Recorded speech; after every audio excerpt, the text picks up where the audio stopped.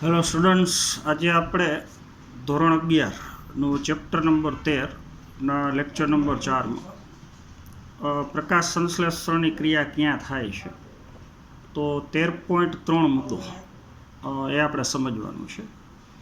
તો પ્રકાશ સંશ્લેષણની ક્રિયાનું ચોક્કસ સ્થાન કયું છે તો એની આપણે ઘણી બધી ડીપમાં થોડીક ચર્ચા કરવાની છે. ચલો, તો આપણને ખબર છે વનસ્પતિના મુખ્ય દૈહિક અંગો 3 છે: મૂળ, પ્રકાંડ અને પર્ણ. તો ત્રણેય અંગમાં લીલા રંગનું અંગ એ પર્ણ છે. તો તમે જાણો છો એ પ્રમાણે મૂળ અને પ્રકાંડની અંદર મોટા ભાગે લીલા રંગનું રંજક દ્રવ્ય, જેને આપણે હરિત દ્રવ્ય અથવા ક્લોરોફિલ કહીએ છીએ, તો એ હરિત દ્રવ્ય અથવા ક્લોરોફિલ એ મૂળ અને પ્રકાંડમાં સામાન્ય રીતે ગેરહાજર હોય છે. તો હરિત દ્રવ્ય ધરાવતો અને લીલા રંગનો ભાગ જે પર્ણ છે, તો મોટાભાગનું પ્રકાશ સંશ્લેષણ અથવા આજીવન પ્રકાશ સંશ્લેષણ એ પર્ણ દ્વારા થાય છે. ચાલો, પણ અમુક વનસ્પતિમાં તમે જાણો છો એ પ્રમાણે, દાખલા તરીકે ફાફડો થોર છે, તો ફાફડા થોરની અંદર પર્ણનું રૂપાંતરણ કંટકમાં થયેલું હોય, તો પ્રકાશ સંશ્લેષણનું કાર્ય કરતું લીલા રંગનું અંગ એ પ્રકાંડ છે. તો ફાફડા થોરની અંદર પ્રકાંડ ચપટો લીલો અને પોળો બની અને પ્રકાશ સંશ્લેષણનું વિશિષ્ટ કાર્ય કરે છે. ચલો, એવી જ રીતથી પુષ્પની વાત કરીએ તો વજ્રચક્રનો રંગ લીલો છે, તો એના દ્વારા થોડું ઘણું પ્રકાશ સંશ્લેષણ થઈ શકે. મોટાભાગના ફળો જ્યારે કાચા હોય તો ફલાવરણનો રંગ અમુક સમય માટે ગ્રીન કલરનો હોય, તો એના દ્વારા થોડું ઘણું પ્રકાશ સંશ્લેષણ થઈ શકે. તો પર્ણ સિવાયના અમુક ભાગો, પ્રકાંડ છે, વજ્રપત્ર છે, ફલાવરણ છે, તો એના દ્વારા પ્રકાશ સંશ્લેષણ થઈ શકે. પણ સામાન્ય રીતે અને મોટાભાગનું પ્રકાશ સંશ્લેષણ એ પર્ણ દ્વારા થાય છે, એ તમે જાણો છો. ચલો, હવે પ્રકાશ સંશ્લેષણની ક્રિયા પર્ણમાં તો થાય છે, પણ પર્ણની અંદર પાછી પ્રકાશ સંશ્લેષણની ક્રિયા ચોક્કસ કયા સ્થાને થાય છે એ સમજવા માટે આપણે પર્ણનો આડો છેદ બતાવેલો છે. તો તમે જાણો છો એ પ્રમાણે પર્ણની અંદર આવેલું મૃદુતકના કોષોનું બનેલું ઉપરનું કોષોનું એક સ્તર, તો એને આપણે ઉપરી અધિસ્તર કહીએ છીએ. એમ મૃદુતકના કોષોનું એક સ્તર નીચે છે, જેને આપણે અધો અધિસ્તર કહીએ છીએ. અને બે અધિસ્તરની અંદર આવેલા વિશિષ્ટ પ્રકારના છિદ્ર, તો એને આપણે વાયુરંધ્ર કહીએ છીએ. ચલો, બીજી અગત્યની વસ્તુ, બે અધિસ્તરની વચ્ચે આવેલો મૃદુતકના કોષોનો બનેલો આખો મોટો વિસ્તાર, તો બે અધિસ્તરની વચ્ચે છે મધ્યમાં, તો એ પેશીને આપણે મધ્યપર્ણ પેશી કહીએ છીએ. ચલો, અથવા મધ્યપર્ણ પેશીના કોષોની અંદર હરિતકણ નામની અંગિકા આવેલી છે, આપણે બતાવ્યું એ પ્રમાણે. તો એનું બીજું નામ આપણે હરિતકણોતક પેશી કહીએ છીએ. ચલો, અને બે અધિસ્તરની વચ્ચે આવેલો વાહિપુલ સિવાયનો આ વિસ્તાર મૃદુતકના કોષોનો બનેલો, તો એને આપણે આધારોતક પેશી તંત્ર કહીએ છીએ. તો એના તમે 3 નામ આપી શકો: મધ્યપર્ણ પેશી કહી શકો, હરિતકણોતક પેશી કહી શકો, અથવા એને તમે આધારોતક પેશી તંત્ર કહી શકો.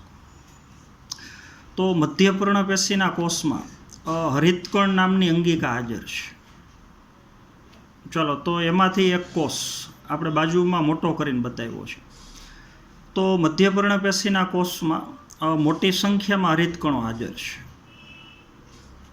તો પર્ણની મધ્યપર્ણ પેશીનો કોષ અને કોષમાં આવેલી લીલા રંગની અંગિકા, તો એ અંગિકાને આપણે હરિતકણથી ઓળખીએ છીએ. તો હરિતકણો મધ્યપર્ણ પેશીના કોષમાં આવેલા છે, પણ કોષમાં પરિઘવર્તી વિસ્તારમાં છે, એટલે કોષ દિવાલની એકદમ નજીક અને ફરતી બાજુ છે. તો હરિતકણ કોષની અંદર અસ્તવ્યસ્ત ગોઠવણી ન હોય, હંમેશા કોષ દિવાલની નજીક હોય. ચલો, જો હરિતકણો કોષ દિવાલની નજીક હોય તો સામાન્ય રીતે સરળતાથી અને મોટા પ્રમાણમાં પ્રકાશ મેળવી શકે. જો હરિતકણ કોષમાં ઊંડે આવેલા હોય તો એટલી એને પ્રકાશની પ્રાપ્તિ ઓછી થાય, તો પ્રકાશ સંશ્લેષણની ક્રિયાનો દર ઘટી જાય. ચલો, તો મોટાભાગના હરિતકણ કોષમાં પરિઘવર્તી વિસ્તારમાં, એટલે કે બહારની બાજુ ફરતે અને કોષ દિવાલની નજીક આવેલા છે. ચલો હવે અલગ અલગ પ્રકાશની તીવ્રતા હોય. આપણને ખબર છે કે સવારના સમયે પ્રકાશ મંદ હોય એટલે કે પ્રકાશની તીવ્રતા ઓછી હોય, અને મધ્યાહન સમયે આપણે વાત કરીએ તો પ્રકાશની તીવ્રતા વધારે હોય એટલે કે પ્રકાશની ઊંચી તીવ્રતા હોય. તો એ પ્રમાણે કોષની અંદર હરિતકણની ગોઠવણી એ બે પ્રકારની હોઈ શકે. ચાલો તો એ તમારે યાદ રાખવાનું છે. ચલો મધ્યાહન સમયે જો પ્રકાશની તીવ્રતા વધુ હોય એટલે કે પ્રકાશની તીવ્રતા ઊંચી હોય તો હરિતકણની ગોઠવણી કોષ દિવાલને સમાંતર હોય. જેમ કોષ દિવાલ છે એમ એને સમાંતર હરિતકણ ગોઠવાયેલા છે. ચલો જો પ્રકાશની તીવ્રતા નીચી હોય તો હરિતકણની ગોઠવણી જે કોષ દિવાલ છે એ કોષ દિવાલને લંબરૂપે હોય આ રીતથી. એટલે કાં હરિતકણ કોષ દિવાલને લંબ ગોઠવાયેલા હોય અને કાં હરિતકણ કોષ દિવાલને સમાંતર હોય. ચલો હવે જો પ્રકાશની તીવ્રતા વધારે હોય અને તીવ્ર પ્રકાશ હરિતકણ ઉપર પડે તો હરિતકણનું વિઘટન થઈ જાય. તો એ ઘટનાને તમે ફોટો ઓક્સિડેશન કહી શકો. તો ફોટો ઓક્સિડેશનની ક્રિયાથી બચવા માટે હરિતકણની ગોઠવણી જ્યારે પ્રકાશની તીવ્રતા ઊંચી હોય તો સમાંતર હોય, એટલે પ્રકાશ શોષવા માટેની સપાટી ઓછી થઈ જાય સમાંતર ગોઠવણી હોય તો. ચલો મંદ પ્રકાશ હોય તો હરિતકણની ગોઠવણી લંબરૂપે હોય જેથી પ્રકાશ શોષવા માટેની સપાટી મોટી થઈ જાય. તો આ તમે સમજી ગયા હશો. આ MCQ માટે ખાસ યાદ રાખવાનું છે કે ઊંચી પ્રકાશની તીવ્રતા હોય તો ગોઠવણી સમાંતર હોય અને નીચી પ્રકાશની તીવ્રતા હોય તો ગોઠવણી છે લંબરૂપે હોય. ચાલો પછી આપણે આગળ મધ્ય પર્ણપેશીના કોષમાં જે લીલા રંગની અંગિકા છે હરિતકણ, એની આંતરિક રચના કેવી હોય, એમાં પ્રકાશ સંશ્લેષણની ક્રિયાનો કયો તબક્કો હરિતકણના કયા ભાગમાં થાય છે એ બધી સમજ આપણે આકૃતિ ઉપરથી આગળ લઈએ છીએ. ચાલો તો આટલું પહેલાં હું રીડ કરું છું. ચાલો તો તમારે ટેક્સ્ટ બુક પ્રમાણે વ્યવસ્થિત ધ્યાન રાખવાનું છે. ચાલો તો પ્રકરણ 8માં કોષ રચનાવાળું જે આપણે ચેપ્ટર ભણ્યા એમાં આપણને ખબર છે આપણે પર્ણની વાત કરી હતી, હરિતકણની વાત કરી હતી. ચલો તો પ્રકરણ 8માં અભ્યાસ કર્યા પછી નિશ્ચિતપણે તમારો જવાબ હશે કે લીલા પર્ણમાં અથવા તેમ કહી શકશો કે હરિતકણમાં. તો અત્યારે આપણો ક્વેશ્ચન એ છે કે પ્રકાશ સંશ્લેષણ ક્યાં થાય છે, પ્રકાશ સંશ્લેષણની ક્રિયાનું સ્થાન કયું છે.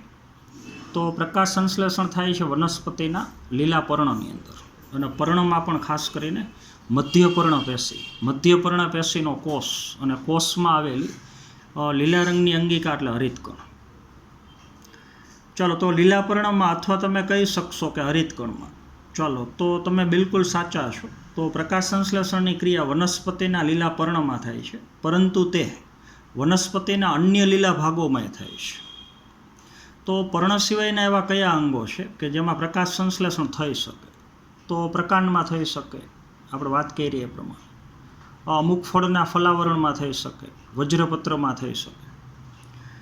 ચલો તો શું તમે વનસ્પતિના કેટલાક અન્ય ભાગોના નામ જણાવી શકો કે જ્યાં પ્રકાશ સંશ્લેષણની ક્રિયા થઈ શકે? તો મેં કીધું એ પ્રમાણે એ અંગોના નામ ત્યાં તમારે લખવાના છે. ચલો પછીનો પેરેગ્રાફ. ચલો તમે અગાઉના એકમમાં અભ્યાસ કર્યો કે પર્ણની મધ્ય પર્ણપેશીના કોષો મોટી સંખ્યામાં હરિતકણ ધરાવે છે. તો હરિતકણ પર્ણમાં તો છે જ, પણ પર્ણમાં મધ્ય પર્ણપેશીના કોષમાં હરિતકણ છે ને એમાંથી એક કોષ આપણે મોટો કરીને બતાવ્યો છે. તો એ કોષની અંદર મોટી સંખ્યામાં હરિતકણ હાજર છે. ચલો તો એક કોષની અંદર સંખ્યા 20થી માંડીને 40 સુધી સંખ્યા હોઈ શકે. ચલો એના પછી આગળ.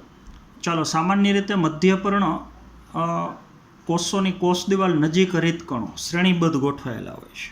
મધ્યપર્ણપેશીનો કોષ એની કોષ દિવાલ, એ કોષ દિવાલની નજીક હરિતકણો હરોળમાં શ્રેણીબદ્ધ થયેલા છે. ચલો જેથી તેઓ ઇષ્ટતમ માત્રામાં એટલે કે વધુમાં વધુ માત્રામાં આપાત થતા પ્રકાશને મેળવી શકે. જે પ્રકાશ કોષમાં આપાત થાય છે એને વધુમાં વધુ મેળવી શકે એટલે હરિતકણની ગોઠવણી કોષ દિવાલની નજીક પરિઘવર્તી વિસ્તારમાં શ્રેણીબદ્ધ છે. ચલો શું તમે કહી શકો કે હરિતકણ ક્યારે કોષ દિવાલને સપાટીને સમાંતરે હોય અને ક્યારે લંબ હોય? તો એની આપણે ચર્ચા કરી કે પ્રકાશની તીવ્રતા છે ઊંચી હોય તો સમાંતર ગોઠવણી હોય, અને નીચી પ્રકાશની તીવ્રતા હોય તો ગોઠવણી છે લંબ હોય. ચલો હવે ખરેખર પ્રકાશ સંશ્લેષણની ક્રિયા હરિતકણમાં ક્યાં થાય છે એ સમજવા માટે ચલો એક હરિતકણને આપણે મોટું કરીને બતાવીએ છીએ. તો કોષની અંદર આવેલી લીલા રંગની અંગિકા આપણને ખબર છે હરિતકણ. ચલો ને એ હરિતકણનો આપણે આડો છેદ બતાવીએ છીએ. ચલો આમ તો તમને હરિતકણની આંતરિક રચના ખબર છે, પણ સમજ માટે આપણે ફરીથી લઈ લઈએ. ચલો પહેલાં તો હરિતકણ બેવડા પટલવાળી અંગિકા છે. ચલો તો હરિતકણ પટલમય અંગિકા તો છે જ, પણ એ અંગિકામાં ફરતી બાજુ બેવડું પટલ છે. ચાલો તો અત્યારે આ જે પટલ આપણે બતાવ્યું એ હરિતકણનું બાહ્ય પટલ છે. ચાલો પછી અંદરનું પટલ એને આપણે કહેશું હરિતકણનું અંતઃપટલ. એક પટલ બહાર છે ને એક પટલ અંદર છે. બહારનું પટલ બાહ્ય પટલ અને અંદરનું પટલ એને આપણે અંતઃપટલ કહીએ છીએ. આ તમે સમજી ગયા છો. ચલો પછી બે પટલની અંદર આવેલો પ્રવાહીથી ભરેલો જે વિસ્તાર છે આખે આખો આ, ચલો એ હરિતકણનું આધારક છે.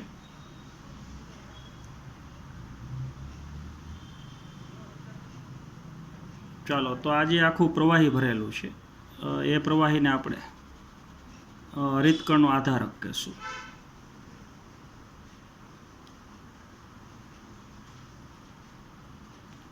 ચલો અથવા એને ઇંગ્લિશમાં તમે સ્ટ્રોમાય કહીશું.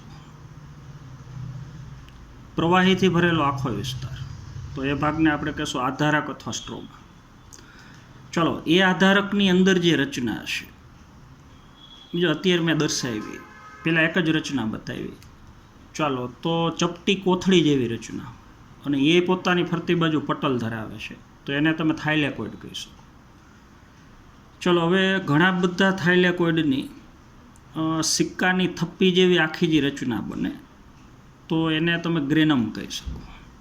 આજે એક થપ્પી બતાવી એ ગ્રેનમ છે.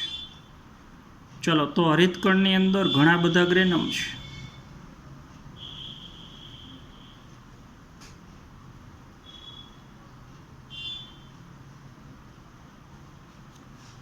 ચાલો અત્યારે મેં 3 ગ્રેનમ બતાવેલા છે, એટલે થાઇલેકોઇડ ભેગા મળી અને જે થપ્પી બનાવે એને તમે ગ્રેનમ કહી શકો. ચલો હવે દાખલા તરીકે હું એવું કહું કે હરિતકણની અંદર એક હરિતકણમાં આવા 20 ગ્રેનમ છે, તો એ 20 ગ્રેનમને ભેગા મળીને કહી શકો ગ્રેના પ્રદેશ. ચલો હવે ગ્રેનમની થપ્પીઓ પટલમય રચનાથી જોડાયેલી છે, તો એક ગ્રેનમની થપ્પીને બીજી ગ્રેનમની થપ્પી સાથે જોડતી રચના, ચાલો તો એને તમે આંતરગ્રેનમ પટલ કહી શકો. તો આ જે રચના છે બે ગ્રેનમને જોડતી રચના, તો કહેવાનું આંતરગ્રેનમ પટલ. ચાલો અથવા એને ઇંગ્લિશમાં સ્ટ્રોમા લેમિલી કહી શકો. આંતરગ્રેનમ પટલ અથવા કહી શકો સ્ટ્રોમા લેમિલી. ચાલો અને બધી થાઇલેકોઇડની જે થપ્પીઓ છે, એક થપ્પીને તમે કહી શકો ગ્રેનમ. જો હવે બધાય ગ્રેનમને ભેગા મળીને પટલમય તંત્ર, ચાલો અથવા એને તમે ગ્રેના પ્રદેશ કહી શકો. ચાલો આ તમે સમજી ગયા. ચલો તો હવે 3 રચનાઓ જો બરોબર સમજવાનું છે. આ ગ્રેનમ છે. ચલો બધાય ગ્રેનમને ભેગા મળીને એક થપ્પી એટલે એક ગ્રેનમ, અને બધી થપ્પીઓને ભેગી મળી અને કહી શકો પટલમય તંત્ર અથવા ગ્રેના પ્રદેશ. અને બે થપ્પીને જોડતી વચ્ચેની રચના, તો કહી શકો આંતરગ્રેનમ પટલ. હાલો આ તમે સમજી ગયા છો. ચલો હવે આપણે એવું કહીએ છીએ કે વનસ્પતિનું લીલું અંગ એટલે પર્ણ, અને એ પર્ણ પ્રકાશનું શોષણ કરે છે. તો પર્ણની સપાટી ઉપર જે પ્રકાશ પડે છે ચલો, એ પ્રકાશ દાખલ થાય છે મધ્યપર્ણ પેશીના કોષ. એટલે પર્યાવરણમાંથી પ્રકાશ પર્ણમાં દાખલ થયો અને કેન્દ્રિત થયો મધ્યપર્ણ પેશીના કોષ. ચલો, મધ્યપર્ણ પેશીના કોષમાં પ્રકાશ હરિતકણ ઉપર કેન્દ્રિત થાય. ચલો, હરિતકણ ઉપરથી પ્રકાશ ગ્રેના પ્રદેશ ઉપર, હરિતકણનો અંદર આવેલો લીલા રંગનો જે ભાગ છે, ગ્રેના પ્રદેશ એ લીલો છે ને આંતરગ્રેનમ પટલ છે એ બધો લીલો ભાગ છે. એટલે ઓલા પ્રકાશ સંશ્લેષણ કરવા માટેના રંજક દ્રવ્યો એ આ ગ્રેના પ્રદેશમાં આવેલા છે. ચાલો, તો જે પ્રકાશ શક્તિ હરિતકણ ગ્રહણ કરે છે એ પ્રકાશ શક્તિનું ખરેખર શોષણ આ ગ્રેના પ્રદેશ કરે છે. હવે બહુ અગત્યની વસ્તુ, પ્રકાશ સંશ્લેષણની ક્રિયામાં 2 તબક્કા છે. ચલો, જેનો અભ્યાસ પછી આપણે આગળ કરવાનો છે. તો પ્રકાશ સંશ્લેષણની ક્રિયાનો પ્રથમ તબક્કો બરોબર સમજવાનો છે. ચાલો, એને આપણે કેપિટલ A થી દર્શાવીએ છીએ. ચાલો, તો એને તમે પ્રકાશ પ્રક્રિયા, ચાલો, અથવા એને તમે લાઇટ રિએક્શન કહી શકો. લાઇટ રિએક્શન એટલે પ્રકાશ પ્રક્રિયા. ચલો, પ્રકાશ પ્રક્રિયાને અનુસરીને થતો બીજો તબક્કો, તો એને તમે કહી શકો અંધકાર પ્રક્રિયા. ચાલો, એને તમે ડાર્ક રિએક્શન કહી શકો ઇંગ્લિશમાં. ચાલો, તો પ્રકાશ સંશ્લેષણની ક્રિયાના 2 તબક્કા છે, પ્રકાશ પ્રક્રિયા અને અંધકાર પ્રક્રિયા. જોજો, એમાંથી પ્રકાશ પ્રક્રિયા એ હરિતકણની આંતરિક રચનામાં આવેલો લીલા રંગનો ભાગ, જો પેન ફેરવું છે બધો ભાગ, આ બધો ભાગ, આખું પટલમય તંત્ર. તો અહીંયા પ્રથમ તબક્કો થાય છે. તો પ્રકાશ પ્રક્રિયાનું સ્થાન, તો હવે તમે કહી શકો કે હરિતકણમાં શ્રમ વિભાજન છે. જો કાર્યની વહેંચણી જોવા મળે. પહેલો તબક્કો ગ્રેના પ્રદેશમાં થાય, એમાં લીલા રંગના ભાગમાં. બીજો તબક્કો આધારકમાં થાય. તો કાર્યની વહેંચણી થઈ ગઈ. અંધકાર પ્રક્રિયા થવા માટેનું સ્થાન એ હરિતકણનું આધારક છે અને પ્રકાશ પ્રક્રિયા થવા માટેનું સ્થાન એ લીલા રંગનો ભાગ આ ગ્રેના પ્રદેશ. જોજો, તો દિવસના સમયગાળામાં જે પ્રકાશ શક્તિ હરિતકણમાં દાખલ થાય છે એ પ્રકાશ શક્તિનું શોષણ આ લીલો ભાગ કરે છે. આપણે કહીએ છીએ હરિત દ્રવ્ય અથવા ક્લોરોફિલ, તો એ આ લીલા ભાગમાં આવેલું છે. તો આ ગ્રેના પ્રદેશમાં આવેલા ક્લોરોફિલ અથવા હરિત દ્રવ્ય એ પ્રકાશ શક્તિનું શોષણ કરે. તો પ્રકાશ શક્તિનું શોષણ કરી અને પ્રથમ તબક્કામાં પ્રકાશ પ્રક્રિયામાં અગત્યની 2 નિપજ બનાવે. એક એટીપી બનાવે અને એક NADPH બનાવે. એટીપી તમને ખબર છે, એડેનોસાઇન ટ્રાયફોસ્ફેટ. NADPH નિકોટિનેમાઇડ એડેનાઇન ડાયન્યુક્લિયોટાઇડ ફોસ્ફેટ, અને આગળ શબ્દ લગાડવાનો રિડ્યુસ્ડ, કારણ કે હાઇડ્રોજન સ્વીકારેલો છે એટલે રિડ્યુસ્ડ નિકોટિનેમાઇડ એડેનાઇન ડાયન્યુક્લિયોટાઇડ ફોસ્ફેટ. ચાલો, તો પ્રથમ તબક્કાની નિપજ 2 છે. જો બરોબર સમજવાનું છે. પ્રથમ તબક્કો પ્રકાશ ઉપર આધારિત છે, એટલે પહેલો તબક્કો ફક્ત દિવસે જ થાય, રાત્રે ન થાય, કારણ કે રાત્રે પ્રકાશ ગેરહાજર હોય. તો દિવસના સમયગાળામાં હરિતકણમાં જે પ્રકાશ શક્તિ ગ્રહણ થતી હોય એ પ્રકાશ શક્તિનો ઉપયોગ થઈ અને પ્રકાશ પ્રક્રિયામાં, એટલે કે પહેલા તબક્કામાં અગત્યની 2 નિપજ બને, એટીપી અને NADPH. ચલો, તો પ્રથમ તબક્કો ફક્ત પ્રકાશની હાજરીમાં જ થાય, અથવા પ્રથમ તબક્કો થવા માટે પ્રકાશની હાજરી ફરજિયાત છે, અનિવાર્ય છે. એટલે પહેલા તબક્કાનું નામ આપ્યું પ્રકાશ પ્રક્રિયા. ચાલો, તો પ્રથમ તબક્કો થવા માટેનું સ્થાન હું અહીંયા A લખું છું. A એટલે પ્રકાશ પ્રક્રિયા. તો એ હરિતકણનો ગ્રેના પ્રદેશ છે, લીલા રંગનો ભાગ આખે આખો. ચલો, હવે પ્રકાશ સંશ્લેષણની ક્રિયાનો બીજો તબક્કો એ હરિતકણના આધારકમાં થાય. તો બીજો તબક્કો એટલે કહી શકો અંધકાર પ્રક્રિયા. જોજો, હવે અંધકાર પ્રક્રિયા દિવસે થઈ શકે ને રાત્રે થઈ શકે. પ્રકાશ હાજર હોય તોય થાય અને પ્રકાશ ગેરહાજર હોય તોય થાય. તો એ બતાવે છે કે બીજો તબક્કો થવા માટે પ્રકાશની હાજરી જરૂરી નથી. ચલો, અંધકાર પ્રક્રિયા જે નામ આપ્યું છે એનો અર્થ એવો નથી લેવાનો કે આ તબક્કો ફક્ત પ્રકાશ ગેરહાજર હોય ત્યારે રાત્રે જ થાય. પણ તબક્કો થવા માટે પ્રકાશની જરૂર નથી. એટલે પ્રકાશ હાજર હોય તોય થાય ને ગેરહાજર હોય તોય થાય. પ્રથમ તબક્કો ફક્ત પ્રકાશની હાજરીમાં જ થાય એટલે નામ આપ્યું પ્રકાશ પ્રક્રિયા. અને બીજો તબક્કો એ પ્રકાશ ઉપર આધારિત નથી, એટલે દિવસે થઈ શકે ને રાત્રે થઈ શકે, એટલે એનું નામ આપ્યું આપણે અંધકાર પ્રક્રિયા. ચલો, હવે જે બીજો તબક્કો હરિતકણના આધારકમાં થાય છે. જોજો, એટલે બીજો તબક્કો થવા માટેના જે ઉત્સેચકો છે, પ્રક્રિયકો છે, એ બધું આધારકમાં હાજર હોય. જો બીજા તબક્કામાં આવું થવાનું છે, CO2 પ્લસ H2O થઈ અને ગ્લુકોઝનો અણુ બને, C6H12O6. આપણે ટૂંકમાં બતાવ્યું. તો બીજો તબક્કાની અંદર CO2નું પાણીની મદદથી રિડક્શન થઈ, એટલે કે પાણીના બંધારણમાં જે હાઇડ્રોજન છે એ છૂટા પડી અને CO2ના કાર્બનમાં ઉમેરાય અને રૂપાંતરણ થઈ જાય ગ્લુકોઝમાં.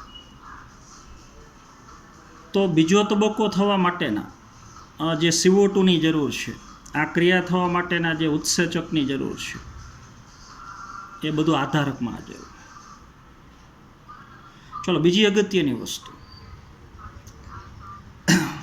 બીજા તબક્કાની અંદર પહેલા તબક્કામાં બનેલા ATP અને NADPHનો ઉપયોગ થાય.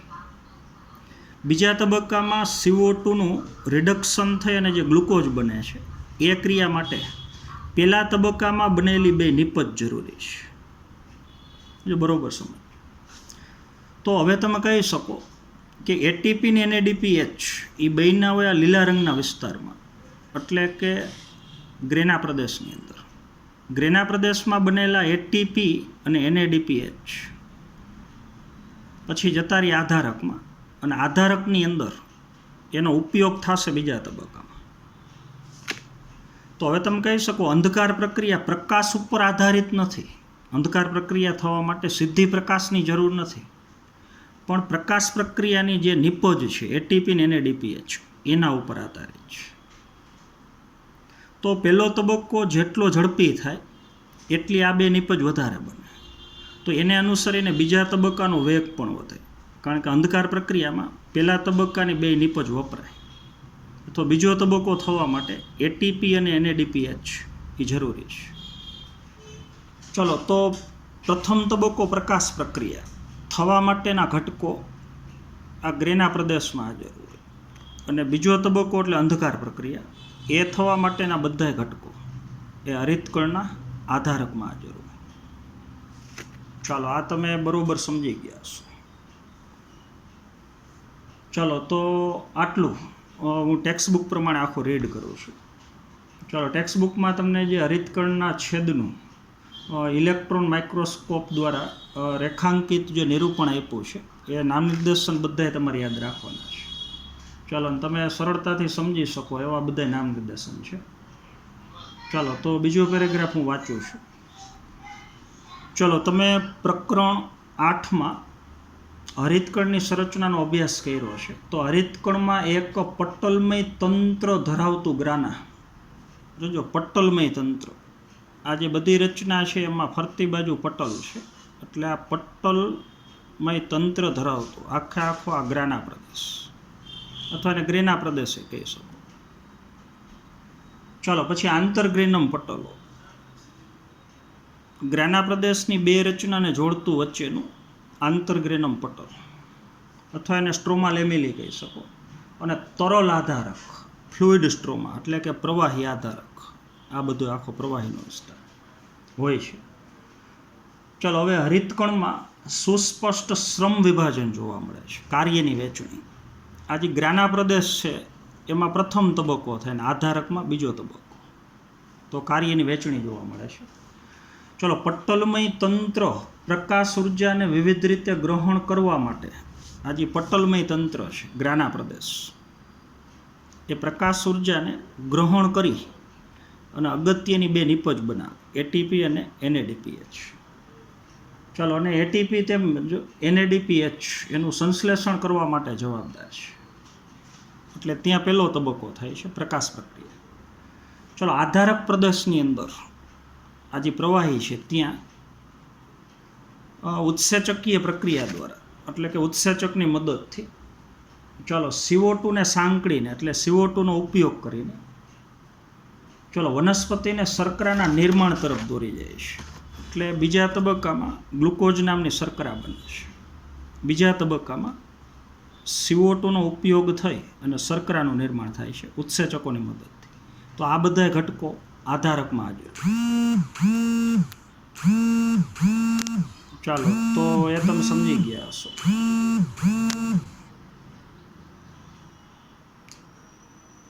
ચાલો, તો ત્યાંથી આગળ, ચાલો, સાંકળીને વનસ્પતિને શર્કરાના નિર્માણ તરફ દોરી જાય, એટલે પહેલાં ગ્લુકોઝ બને, પછી ગ્લુકોઝની જરૂર ન હોય તો હરિતકણમાં હરિતકણમાં એનું રૂપાંતરણ સ્ટાર્ચમાં થઈ જાય.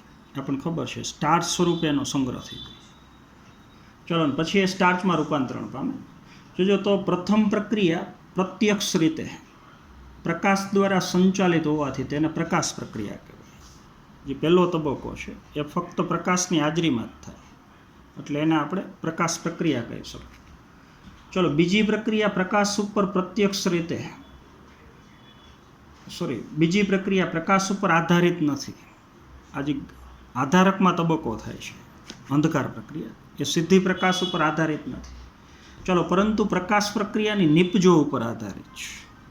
બીજો તબક્કો થવા માટે સીધી પ્રકાશની જરૂર નથી, પણ પ્રકાશ પ્રક્રિયાની બે નિપજ છે, એટીપી અને NADPH, એના ઉપર આધારિત છે, એનો એમાં ઉપયોગ થાય છે.